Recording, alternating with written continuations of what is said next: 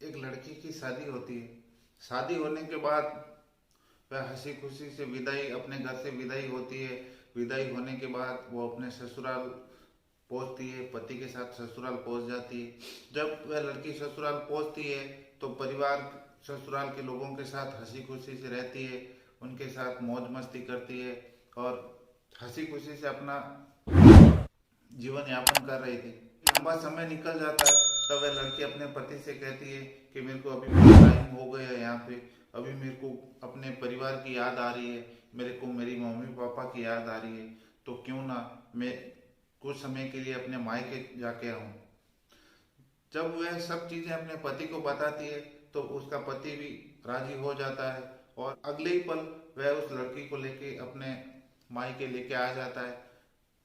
जब वह लड़की मायके आ जाती है तब अपने ससुराल की बातें करती है और हंसी खुशी से सब कुछ चल रहा होता है। फिर उसको मायके आए हुए भी लंबा समय निकल जाता है, तब वह अपने पति को वापस फोन करती है और कहती है कि क्यों ना अभी आप आ जाओ और मैं भी आपके साथ वापस अपने ससुराल जाना चाहती हूँ। तब उसका पति कहता है कि अभी तुमको यहाँ आने की जरूरत नहीं है, अभी जहाँ हो तुम्हारे मायके में हो वहीं पे रहो।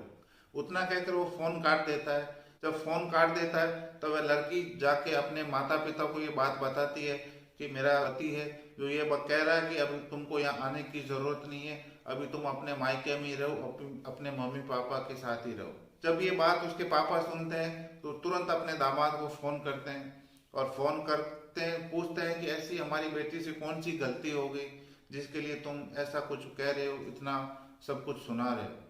तब वह कहता है कि आपकी बेटी पेट से है, आपकी बेटी प्रेग्नेंट है और जो उसके कोख में बच्चा है वो मेरा नहीं है। ये उतनी सी बात कहकर दामाद फोन काट देता है। जब इस बात का खुलासा होता है, जब इस बात का लोगों को पता चलता है, मालूम पड़ता है, तब लोगों को अपने कानों पर विश्वास ही नहीं होता है। वाकई जो ये कहानी है इंसानियत को शर्मसार करने वाली है। जब आप भी इस कहानी को सुनोगे तो हकीकत में आपके कानों पर भी विश्वास नहीं होगा, अपने आप पे विश्वास नहीं होगा कि कोई कैसे ऐसा भी हो सकता है, कोई किसी के साथ ऐसा भी कर सकता है। आदाब, नमस्कार, सत श्री अकाल। आज की जो सच्ची घटना मैं आप लोगों को सुनाने जा रहा हूँ वो सच्ची घटना उत्तर प्रदेश की है। और उत्तर प्रदेश का एक जिला पड़ता है कानपुर और कानपुर का एक थाना पड़ता है शिवराजपुर। उसी एरिया का रहने वाला एक शख्स जिसकी उम्र लगभग 25 साल, जिसका नाम होता है सूरज सिंह। सूरज सिंह अपने एरिया का नहीं बल्कि अपने आसपास के कई इलाकों का एक दबंग लड़का था। वो एक दिन अपने ही गांव की रहने वाली एक लड़की के घर में घुसता है और घर में घुसने के बाद उसका जबरदस्ती से बलात्कार कर देता है। बलात्कार करने के बाद वह अपने घर आ जाता है। जब घर आ जाता है उसके बाद वो लड़की अपने परिवार के लोगों को कहती है, बताती है कि मेरे साथ सूरज नाम के लड़के ने ऐसा एक कृत्य किया, मेरे साथ बलात्कार किया है। जिस लड़की के साथ बलात्कार होता है उसका नाम होता है सुनीता सिंह और उसकी भी उम्र लगभग 20 साल। जब सुनीता सिंह ये सारी बातें अपने परिवार के लोगों को बताती है तो परिवार के लोग आग बबूला हो जाते हैं और आग बबूला होने के बाद परिवार के लोग ये चाहते हैं कि पुलिस स्टेशन जाकर इसके खिलाफ एफआईआर दर्ज कराएं। जब परिवार के लोग एफआईआर दर्ज कराने के लिए घर से निकलते हैं तब सूरज सिंह को कहीं से मालूम पड़ जाता है कि जिसके साथ उसने दुष्कर्म किया था उस लड़की के परिवार के लोग उसके खिलाफ एफआईआर दर्ज कराने जाते हैं। तब वह उस लड़की के घर पे वापस आता है और परिवार के लोगों को डराता है, धमकाता है और कहता है अगर कोई भी पुलिस स्टेशन गया या मेरे खिलाफ किसी ने भी एफआईआर दर्ज कराई तो परिवार का कोई भी सदस्य जीवित नहीं बचेगा और मैं एक एक को मार डालूंगा। लेकिन सुनीता सिंह के घर वाले सूरज की धमकियों से डरने वाले नहीं थे। उन्होंने एक निश्चय कर लिया था कि हम उसके एफआईआर दर्ज करा के ही रहेंगे, उसके खिलाफ मुकदमा दर्ज करा के ही रहेंगे। लेकिन इस चीज का जब मालूम पड़ता है सूरज सिंह को तब उसके दिमाग में एक षड्यंत्र सोचता है, एक नई योजना बनाता है और वो अपनी माँ को लेकर सुनीता सिंह के घर पहुंच जाता है और सुनीता सिंह के घर पहुंच के उसके पिता से कहता है कि जो भी मैंने सुनीता सिंह के साथ किया है मैं उसका पश्चाताप करना चाहता हूँ, मैं उससे शादी करना चाहता हूँ। तब सुनीता सिंह और उसके दोनों के परिवार बहुत खुश हो जाते हैं और जो भी हुआ था वो सब चीज भूलने को तैयार थे क्योंकि जिसके साथ उसने कृत्य किया था वो अब उसी के साथ शादी कर रहा था। और साथ ही साथ कहता है कि मेरे को अभी शादी की जल्दी नहीं है, क्योंकि शादी ऐसे नहीं करनी है, मेरे को धूमधाम से शादी करनी है, और धूमधाम से शादी करने के लिए मेरे को वक्त चाहिए, और वक्त भी 2 महीने का चाहिए। तब सुनीता सिंह के परिवार के लोग भी उसकी रजामंदी दे देते हैं, उसकी बातों में आ जाते हैं और कहते हैं कि कोई बात नहीं, 2 महीने का टाइम दिया, जब तुम एक तारीख मुकर्रर कर दोगे हम उस दिन शादी कर लेंगे। जब 2 महीने का समय निकल जाता है तब सुनीता सिंह के घर वालों को मालूम पड़ता है कि सुनीता सिंह प्रेग्नेंट है, सुनीता सिंह पेट से। जब इस चीज का मालूम पड़ता है तो सूरज सिंह को शादी करने के लिए दबाव बनाते हैं और कहते हैं कि हो सके जितना, अभी 2 महीने का टाइम भी निकल चुका है, क्यों ना एक तारीख मुकर्रर कर दी जाए और जल्द से जल्द शादी कर दी जाए। उधर जब सूरज सिंह को ये मालूम पड़ता है कि सुनीता सिंह पेट से है, वो प्रेग्नेंट हो चुकी है, तब वह सुनीता सिंह के घर आता है और उनके परिवार से कहता है कि अब मैं सुनीता सिंह से शादी नहीं करना चाहता, और साथ ही साथ जो मैंने पहले कहा था कि तुम लोगों ने अगर मेरे खिलाफ एफआईआर दर्ज कराई तो मैं तुम लोगों को, पूरे परिवार को जान से मार दूंगा, तुम सबको मौत के घाट उतार दूंगा। अब सुनीता सिंह के परिवार के लोग भी डर जाते हैं, घबरा जाते हैं कि हो ना हो, अभी ये शादी तो कर नहीं रहा और क्या पता हम सबको मौत के घाट उतार दे या हम लोगों के साथ और कुछ कर दे। अभी सुनीता सिंह के पिता भी परेशान हो रहे थे, क्योंकि उनकी लड़की प्रेग्नेंट थी, माँ बनने वाली थी, और साथ ही साथ अभी एक लड़का ढूंढते हैं, जल्द से जल्द लड़का ढूंढ के उसकी शादी करना चाहते हैं। कानपुर में कनौज में एक लड़का मिलता है और उसके साथ सगाई और शादी करके उसको ससुराल विदा कर देते हैं। अब जब सुनीता सिंह की शादी हो जाती है, वो अपने ससुराल चली जाती है। ससुराल में अच्छे से रह रही थी, अपना जीवन यापन कर रही थी, पति पत्नी के साथ मौज मस्ती से रह रही थी। जब एक लंबा समय निकल जाता है तब वह अपने पति से कहती है कि मुझे अपने मायके जाना है, घर वालों की याद आ रही है, मुझे मम्मी पापा के पास जाना है। तब सुनीता सिंह का पति अगले ही पल उसको मायके छोड़ देता है, अपने मम्मी पापा के पास छोड़ देता है। और जब उधर सूरज सिंह को ये मालूम पड़ता है कि सुनीता सिंह मायके आई हुई है, अभी यहाँ पे आई हुई है, तब सूरज सिंह उसके घर पहुंचता है और कहता है कि अब तो तेरी शादी हो गई है, अब तो मेरे साथ में अनैतिक संबंध बनाने में तुमको प्रॉब्लम नहीं होगी, अब तो तुम हंसी खुशी से कर सकती हो, राजी खुशी से कर सकती हो।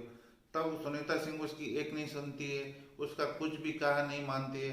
तब वह सूरज सिंह उसको धमकी देता है, कहता है कि जो भी अपने साथ पहले हुआ था और जो भी तेरे पेट में जो बच्चा है, अगर मैं जाके सारी की सारी सच्चाई तेरे पति को बता दूंगा अगर तूने मेरे साथ ये सब कुछ नहीं किया। ये उतना कहने के बाद भी सुनीता सिंह उसकी बात नहीं मानती है, और जब उसकी बातें नहीं मानती है तो सूरज सिंह उसके पति को जाके ये सारी की सारी सच्चाई बता देता है। सूरज सुनीता के पति को ये सब चीज बता देता है कि जो सुनीता के पेट में पल रहा बच्चा वो तुम्हारा नहीं बल्कि मेरा है। तब उसका पति आग बबूला हो जाता है, गुस्सा हो जाता है। जब थोड़े टाइम के बाद सुनीता अपने पति को फोन करती है और कहती है कि अभी मेरा दिल करता है कि अभी आपके साथ रहूं, वापस ससुराल आना चाहती हूँ।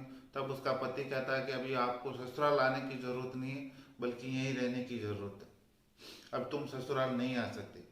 जब ये सब बातें उसका पति कहता है तो सुनीता सिंह ये बातें जाके अपने परिवार के लोगों को बताती है, अपने पापा को बताती है। जब उसके पापा अपने दामाद को फोन करते हैं तब दामाद पूरी सच्चाई बताता है कि आप लोगों ने मेरे साथ धोखा किया था। तब दामाद कहता है कि आपकी बेटी का चाल चलन ठीक नहीं था, आपकी बेटी के पेट में पहले से ही किसी गैर मर्द का बच्चा है, मैं उसको अपने साथ नहीं रख सकता। अब सुनीता सिंह की हालत वैसी हो चुकी थी कि ना तो अपने पति के घर जा सकती थी, ना सूरज सिंह के साथ जा सकती थी, क्योंकि पति उसको रखना नहीं चाहता था और सूरज सिंह उसका सिर्फ और सिर्फ इस्तेमाल करना चाहता था।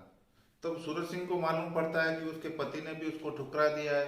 तब वह फिर एक बार फिर वापस सुनीता सिंह के पास जाता है और वो कहता है कि अब तो मेरे साथ अनैतिक संबंध बना लो, मेरे साथ जो कहता हूँ वो कर लो। जब सुनीता सिंह अब भी उसके साथ उसकी बात नहीं मानती है तो सूरज सिंह एक बार फिर उसके साथ जबरदस्ती करता है, उसके साथ रैप करता है, उसका बलात्कार करता है। जब सुनीता सिंह के साथ में दूसरी बार रैप होता है, उसका बलात्कार होता है, तब वो अभी चुप नहीं बैठने वाली थी। वो अपने पापा को लेकर शिवराजपुर पुलिस स्टेशन जाती है और उसकी एफआईआर दर्ज कराने की कोशिश करती है। जब वह शिवराजपुर पुलिस स्टेशन जाकर सूरज सिंह के खिलाफ एफआईआर दर्ज कराने पहुंचती है, तब जब पुलिस वाले सूरज सिंह का नाम सुनते हैं तब उसकी एफआईआर फाइल करने से मना कर देते हैं, क्योंकि सूरज सिंह जो था अपने एरिया का दबंग लड़का था, एक अच्छी खासी पहुंच वाला लड़का था। इसके कारण कोई भी पुलिस वाला उनकी रिपोर्ट दर्ज नहीं करना चाहता था। अभी सुनीता सिंह और उसके परिवार के लोगों ने भी यह ठान लिया था कि कैसे भी करके कुछ भी करके इसके खिलाफ एफआईआर दर्ज करानी है। जब परिवार के लोग शिवराजपुरा के उच्च अधिकारियों के पास पहुंचते हैं और उनके पास अपनी मदद की गुहार लगाते हैं, तब उच्च अधिकारी रिपोर्ट दर्ज करने के लिए शिवराजपुरा के पुलिस स्टेशन पे फोन करते हैं और कहते हैं कि उनकी रिपोर्ट दर्ज की जाए। अब जब उनकी रिपोर्ट तो दर्ज हो जाती है, उसके बाद भी पुलिस सूरज सिंह को पकड़ती नहीं है, उसको हिरासत में नहीं लेती है और परिवार सुनीता सिंह के परिवार के लोगों से कहती है कि तब तक हम सूरज सिंह को उसकी हिरासत में नहीं ले सकते, क्योंकि आपकी बेटी पहले से शादीशुदा है और जो उसके गर्भ में पल रहा बच्चा का नहीं हो कि किसी जिसके साथ शादी की थी उसी का भी हो सकता है, तो ऐसे हम उसको हिरासत में नहीं ले सकते। और हमने कोर्ट में ये अर्जी लगा रखी है कि हम कोर्ट से ये चाहते हैं कि इनका डीएनए टेस्ट हो और डीएनए टेस्ट होने के बाद जब मालूम पड़ जाएगा कि ये बच्चा सूरज सिंह का ही है, तब उसके ऊपर कार्रवाई की जाएगी। अभी साथ ही साथ सूरज सिंह भी सुनीता सिंह के परिवार वालों को धमकी देता है और कहता है कि तुम लोग ये केस वापस ले लो, नहीं तो तुम्हारे परिवार की मैं तहस नहस कर दूंगा, तुम लोगों की सबकी हत्याएं कर दूंगा। अभी ये केस कोर्ट में चल रहा है, बहुसिया के गर्भ में है, आगे जाके क्या इसका निर्णय आएगा वो तो सब बहुसिया पर डिपेंड करता है। आप लोगों को कहानी कैसी लगी कमेंट्स करके बताना। वीडियो अच्छा लगा हो तो शेयर करना, लाइक करना और चैनल को सब्सक्राइब करना। मिलता है एक नई क्राइम कहानी के साथ, तब तक सावधान रहिए, सतर्क रहिए। जय हिंद, जय भारत।